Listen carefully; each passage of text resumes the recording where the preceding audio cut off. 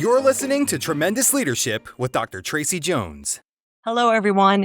Welcome to the Tremendous Leadership Leaders on Leadership podcast, where we pull back the curtain on leadership and talk with leaders of all ages and stages about what it takes to pay the price of leadership. And today, I am very excited to introduce to you Kash Fadaie. Kash, welcome.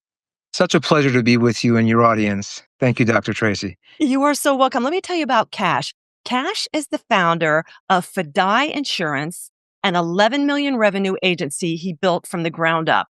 He was born in Iran and settled in the United States at the age of 11. His unique approach integrates spiritual practices with business acumen, shaped by his practice of transcendental meditation and education at Maharishi University of Management. Kash's vision extends beyond his current success. He aims to revolutionize the insurance industry by franchising Fadaie Insurance to 1,000 locations in 5 years while inspiring others to find purpose in their professional lives. Kash, I'm so excited to hear your insights on leadership. We talked a little bit about your vision, and that's the last thing that we're going to hit on. But let's get right to it, shall we? Absolutely. Excellent. Well, Kash, my father gave a speech many, many years ago called The Price of Leadership. You've read it. A lot of our listeners have, and it forms the groundwork for this podcast, and where we really talk about that leadership, there's a price you have to pay. There's sacrifices that have to be made because there's things you have to deal with. And one of the first things he talked about, the price of leadership that you have to be prepared for is loneliness. And we've all heard that term, it's lonely at the top. But can you share with our listeners what loneliness has looked like for you as a leader, maybe a time you went through it, and maybe a resource that got you through it? Absolutely. It's a great question. And interestingly enough, my last name means sacrifice. Fadaie means sacrifice. So it's pretty poignant. But I was used to loneliness as a kid because I was a refugee. I left my homeland at 5 years old, went to Germany first, new culture, new language, and I felt like an outsider. And just as soon as I got used to Germany at around 11, we moved to Florida, United States. And again, I had to acclimate and felt loneliness. Mm. But what had happened was that right around age 8, 9, when I was still, in Germany before we came to the United States, I became interested in God. I was introduced to the Bible and I was inspired. As a kid, I was inspired as to why do these certain individuals in the Bible have these superpowers, this connection. And I began asking questions, and that led me into reading a lot. When I was 11, 12, I began reading. And I realized that my ancestors were Persian, Iranian, as you said. They had a high place in the Bible. Cyrus the Great, Darius, and even my own name, Khashayar in Persian, Xerxes, was a sort of a person that was, in the 7 books of the Old Testament. So I started to connect Wow. with God. And from loneliness, that connection, that desire to have that same sort of special place with God, it brought me from loneliness to aloneness. Now you might say, well, what's the difference? Those words are related. Well, in 1998, after much reading, I decided that I wanted to go within. Jesus, Yeshua, was saying the kingdom of heaven is within. And so in 1998, I made the most important decision of my life, which was to learn meditation.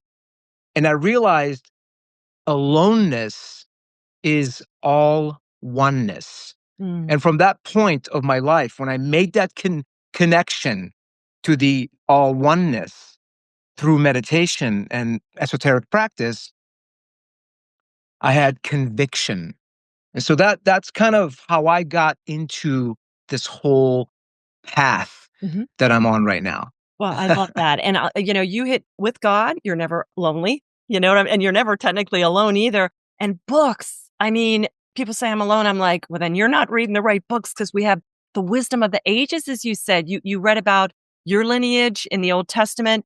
And then, boy, when you dial in your convictions, sometimes that's the only thing. And I forget if it was Lincoln, it was a quote or whatever, where he said, listen, in the end, if everybody turns against me, I have my convictions. That's right. So I love that you said that. And there definitely, I think all of our leaders on here, they're listening, they're seasoned leaders. They know there is a big difference between aloneness, oneness, which is what we all need to be secure and first, and loneliness, which sometimes seasons have it. But interesting how the things as a child that you'd think, oh, I remember as a kid, I'm like, oh, Dad, don't make us move. We never moved. It just would have made us more resilient, Yeah. and getting introduced to other areas. But I really want to thank you for your comments on that, Kash. The next thing he talked about was weariness. And, you came here, you're building a business, you're a father, and a lot of times everything falls on the leader. And we're pouring into so many, but we have to have people pour into us. Otherwise, we will burn ourselves out. So how do you stay? I know you talked about the meditation, which is a huge source, I'm sure, of replenishment. How do you combat weariness, or what's your regimen for staying in top Kash form? Absolutely. So by virtue of the nourishing of that connection that then ensued after I learned this practice, that connection grew and it helped me become my authentic self. Mm. I wasn't by myself anymore. I had a connection with the CEO of the universe. Mhm. And so it then taught me that I am enough. I am worthy. I am special. I am set apart. I am connected. I am anointed. And now it gave me permission to function from the heart. So I brought heart centeredness into my business. And that heart centeredness and that genuine authenticity helped me do something very profound, which is building systems, building a team culture, which is congruent to what I had been shown, and delegating Mhm. so that it wasn't me doing everything. And this is where a lot of business owners we know get stuck. I had permission to relinquish. I had permission to do the right training, set the right systems, and then let go, empower, and now I can do better things, work on the business, right? And so this was something that I organically grasped by the virtue of that connection and that consultation with the divine. So that's kind of how it went. It worked out for me. I love it. I love that you talked about authenticity, because authentic leadership is your most genuine sense. And a lot of times when we're tired, this, or we're weary, it's because we're not being true to ourselves. We're fighting our own souls and something is out of whack. We get exhausted because we're pretending, or we're misrepresenting, or we've got somebody on the team that we know there's not that congruence there. Hmm. So we're kind of unequally yoked. And it's like being in a relationship with anybody that they don't love it like you. Hmm. And so I really love that you talked about that authentic leadership, because whatever we decide to create as entrepreneurs, it has to be ours. And of course, you gave a nod to one of my favorite books, The E-Myth, working on the business, not in the business. And that gets us tired too when we're doing all the nitty gritty, but we'll talk about that under vision. And we'll also talk about that with abandonment. So, we hear fear of abandonment. And if you're an animal lover like I am, abandonment tends to have a negative connotation. But when my father talked about abandonment, he's like, oh no, just like you said, your name is sacrifice. Abandonment means we stop doing what we like and want to do in favor of what we ought and need to do. So it's this real hyper focus of pruning off the good for the supreme. So with everything you have on there, and your brain probably, like everybody listening, loves new things and new ideas, and you get energized by the creative spirit within you. How do you stay really on point and really finely tune to what makes Fadaie Insurance distinctly you. That's beautiful. Yeah. Well, what ended up happening more, the velocity of this momentum of the connection continued to grow. And with that came what I call the purification process. Whereas before, there were many voices, if you will, in terms of my consciousness. And there was less discrimination on which is the correct path. But now, as momentum was building up in my connectivity with the divine and the self love, and of course, I also had evidence now that, hey, these decisions that I'm making are bearing fruit. The discernment that came with that became more and more uh, succinct, visceral. And so then I learned that the various fears that I had in my life were just false evidence appearing to be real. There were distortions. But as a result of cleaning up my life, and now at this point, I'm also working on my diet. I'm also working on my sphere of influence. Who am I hanging out with? Who you associate with is who you become. And various changes that I made in my life, I learned that the corridor to success for my life is to go through the various pain and the fears. I don't give thanks to all things, but I give thanks through all things. Mm. And so I learned to get my internal dialogue, the sort of the rhetoric in my mind to be clear and positive. And I learned that the giants in my field are in fact the pathway to my next echelon. So I played a game with that and said, okay, well, what's next then? My perspective changed and my foes were not foes anymore. They were actually part of my graduation. So I learned to trust God and the divine and said, okay, this various setback or challenge, there's a seed of success for me. Mhm. And that is what I've been looking for. I've been asking for this, Lord, and you're bringing it. I don't need to run from this. I am ready to go through it with humility, patience, and my connection with you. So I kind of played this game. And ever since, I look forward to what's next because I know it's going to build up my character, refine me more. And here it is, serve more. Mhm. I'm here to serve with my authentic self.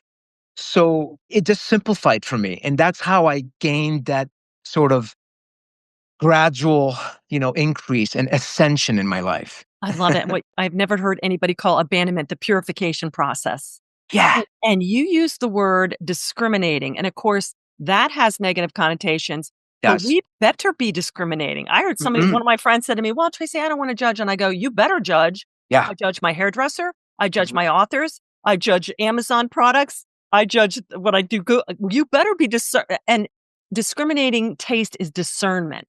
And so I think we've gotten this thing where you can't sit there, but only you know what this purpose is for you, and you better be very clear on that, honing that. And I love that you said it's also important too for our listeners, you will see the evidence. Mm. But this is always tough, Cash, don't you think? Because I mean, as somebody who's been doing this for 16 years, there were times where I would sit there and say, oh, it's been 3 years, or the tipping point. Well, no, it's 5 years. It's 10,000 hours. So that's 5 years. And then it was another 5 years. And I'm like, good Lord, I think I'd love to get your input on this, but I love the confirmation. I love the evidence. That's God saying, yep, because he's not a God of confusion. He's not trying to pull the rug and say, guess again.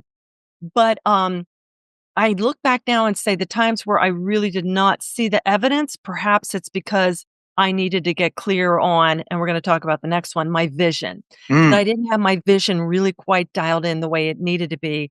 And so I was bleeding out, leaking oil and air and all that stuff.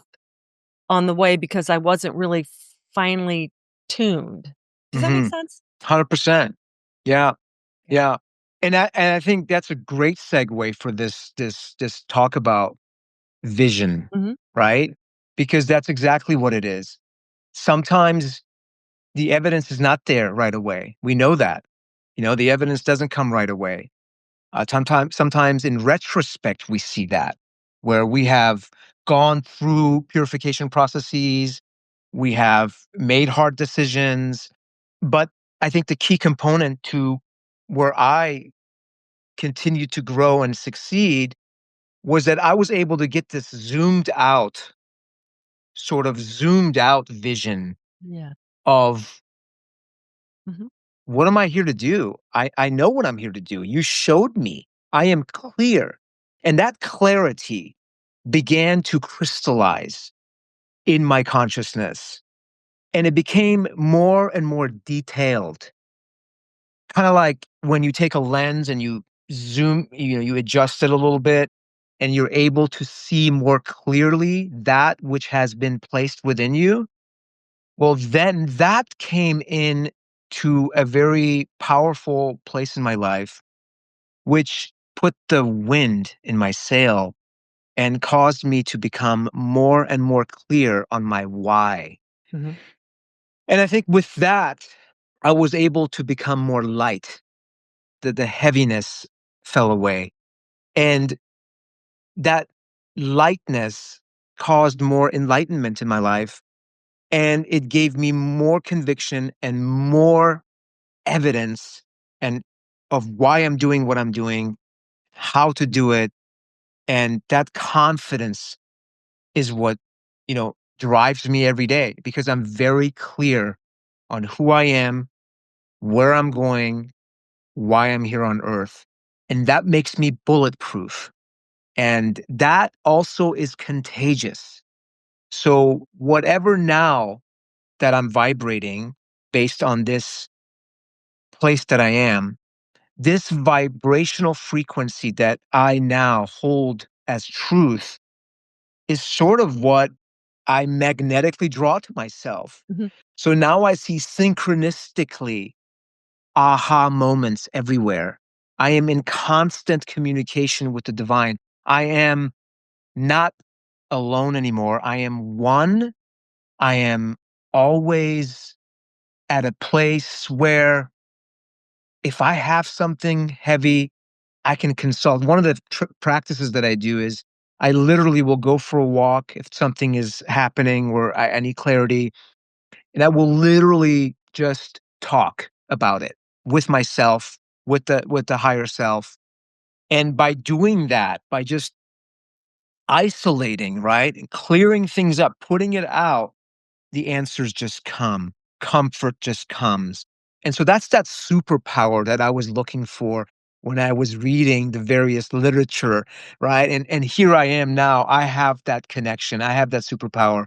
And so my vision, I think, is poignant and clear in this area. So I'm very blessed for that.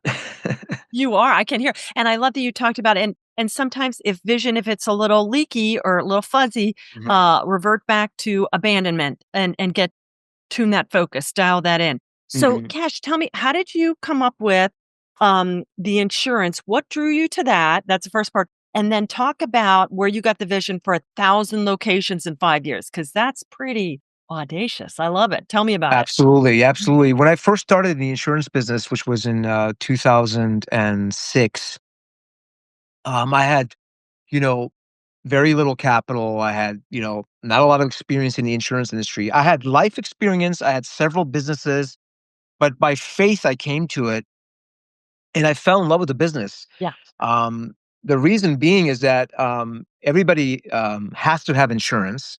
It's inflation, it's recession proof, right? It rides the wave of the cost to repair and replace. Nobody can part with it. And it has true residual income. Because Mhm, if I do a really good job for somebody on their insurance, well, they want to stay with me. mhm.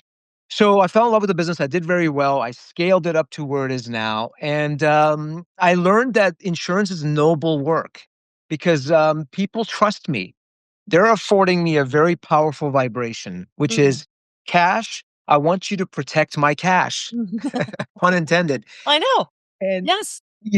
my job is to protect cash flow and protect risk. And so I learned that, okay, this is so rewarding and so beautiful. And I coined this. I said, overtly, I sell insurance, but covertly, I sell assurance. I'm assuring an individual that I am their liaison. It's confusing, but I am able to navigate them so that they have peace of mind. So I married my spiritual life, Mhm. all the things that we just discussed, with the corporate world. And I endeavor to bring heart centeredness into the insurance corporate space in the United States of America. And because I love what I do and I do what I love, and my wife and I do it together, and we husband and wife, and we've successfully ran this agency. She does the books, I do the operations. We successfully ran this for 18 years now. Mhm. I said, okay, I need to now proliferate Mhm. this proof of concept agency that we have now, right? It's profitable, it's working, it's an awesome field to be in. We need to promulgate this and give other folks a chance at the American dream. Yep. So I said the best way to do that is to franchise it, because if somebody wants to come in at whatever age and they don't want to spend 20 years like I did, they can say, Cash, I just want to come in, plug in. You already figured it all out. I want you to teach me the business, because it's a trade that a master's has to teach to a student. It's kind of like martial arts. Mhm. Teach me the trade, and plug me in, and I want a return on my investment. So I said, okay, let's launch the franchise. We're actually, we're in the middle of launching it very soon. And so that's where the vision opened up, Dr. Tracy. And I thought, okay, well, let's get this to 1,000 people, and let's revolutionize the industry and change it and bring consciousness into it. Mm. Now, how do we do that? I thought, okay, what if we gave people one day discounts on their insurance if they meditated? Mhm. What if we taught them how to eat a certain way? Because we know studies show that if you take care of your temple, well, you have more insurable interest. You're gonna be a safer risk. So Mhm. you deserve a discount. I Yeah. said, okay, well, why don't we do that? And so that's how it all came about, and that's kind of this is where I'm at. That's beautiful. And so, you're rolling out the franchise now? I mean, I'll have at the end where people can get a hold of you, but do you have the back systems kinda set up and you're So ready to roll it out? right now, it's a golden opportunity. If anybody wants to join and get the same privileges as a franchise, but come in as a traditional agent, which is a 1099 agent, Uh-huh. they can come in right now, and Okay. we'll give you my information. But Excellent. but soon, in the month of June, because I have my attorneys building it all out, in June, we no longer will accept the traditional agent, but now we will be franchising it and, selling, and that's when the mass scaling happens. So right now, this is like the grassroots level where I have a lot of people that are onboarding right now, because they're like, well, let me come in right now because you get the same sort of privy as you would otherwise. So, we're firing on all cylinders, and we're actually, procuring folks who want to learn the business and come in. And really, in closing, they can participate in a new investment asset class. Because everybody invests in various things, fiat money and treasuries and stock market, mutual funds, et cetera, Bitcoin, gold, whatever. Well, did you know you can also be an insurance investor? So that's something to think about. And of course, get a hold of me, and I'll talk to you one on one about that. We will. Well, we'll have all that down there, but I love that you use the word proliferate because that's really as leaders what we're supposed to reproduce. We're supposed to be making, and that's what the free market economy is all about, and enabling other people to build their wealth, and then they help other people build their wealth, and just, Mhm. it just goes on and on. Cash, is there anything else we've been talking about the price of leadership? Anything else that we haven't hit on that you would like to share with our listeners? The price that we pay in life to lead is one of the most rewarding things in our lives. I will attest to that. I want everybody to know that you have it in you. If you really, really, really, really, really want something, and you put the attention and the intention out there, you will have every answer you need along the way. This journey is the most beautiful journey that anybody can make Mhm. to activate our creativity and to participate in people's dreams is the most rewarding thing. And you too can be a conduit for that, a conduit for change. And there's no better time than right now, where we are right now in the world stage with the things that are happening, the shifts that are happening in life. There's no better time than now to embark. In fact, most of my growth in my journey, when I look back in hindsight, came from times where it was perceived that there was calamity or tribulation. It's the most beautiful time to start a business or to get behind something creative. So I just want to leave everybody there with that sort of encouragement and edification. And yeah, so more on that, when we talk. I love it. Okay, that was beautiful. Just what a great encouragement. We as leaders, in the end, we're developers. We're developers of people, of wealth, of peace of mind. I mean, and I know that's what your heart is. So I just want to thank you so much for sharing your thoughts on loneliness, weariness, abandonment, and vision. Cash, what's the best way for people to get in touch with you? We're going to have all your links in there, but is there a preferred method? Well, it's super easy because my name is so unusual. Fadaie sounds like Hawaii. But if you go to Google and just type in Fadaie insurance, I will be there. My website's there. There's a chat system there. You can, use that. You can email me at cash with a Kash at fadaieinsurance.com. And, I'm here to serve. That's my most fun thing to do. So please get a hold of me and I would love to talk with you. Thank you, Cash. It's been an absolute honor. For our listeners out there, I want to thank you guys so much for tuning in. We couldn't do it without you. And if you like what you've heard, please hit the subscribe button. And we would love the honor of a 5-star review. That goes a long way in helping other people find us. And share if something Cash said really stood out to you, or you know somebody that could use these words of information or inspiration, please feel free to share it. And again, never forget, you'll be the same person 5 years from now that you are today, except for two things: the people you meet and the books you read. So I hope you make them both tremendous. Have a tremendous rest of the day. Thank you for listening to Tremendous Leadership with Dr. Tracey Jones. Find out more about Dr. Jones at www.tremendousleadership.com.